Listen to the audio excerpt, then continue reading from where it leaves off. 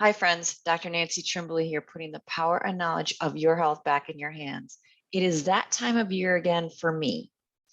Once a year, I do a colon health test because, as you may have seen on my other recordings, I believe that the colonoscopies are barbaric and damaging. And yes, they might detect some signs of cancer in some people. But I don't know if you know this, but the technology is yet to be proven. There's never been a long-term study that shows that colonoscopies reduce overall death. And there are side effects that can happen from the procedure itself. If you want to know more about that, look up this book, Less Medicine, More Health by Dr. Gilbert Welch. And that's one of the things he talks about in the book is that although we're doing all this screening, is it really reducing the chance of disease, infirmity, and death? His contention is it leads people into treatments that may or may not be necessary, into further testing procedures that may or may not be necessary. I'm going to link my previous video below. What I want to show you today is what the test is all about. So here is the Easy Detect colon disease test. You get it in the mail. I ordered mine from walmart.com. And it is a test. And when you take the stuff out, you get this little directions. And it also has a spot in here to write down your test results.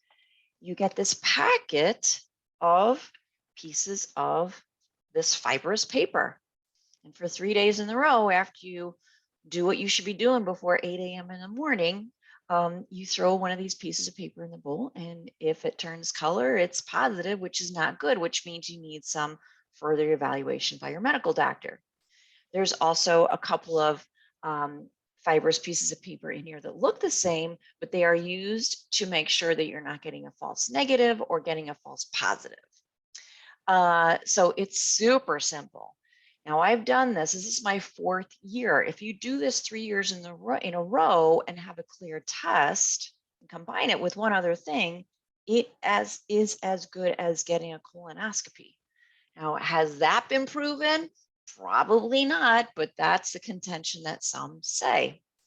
What I added this year, which is part B, is Cologuard. Now, this one's a little bit more complicated to do. You do need a doctor's prescription, which means you do need a diagnosis of some kind of colon issue. Now, if you've read my book, Stealth Health, you know I've had some digestive issues.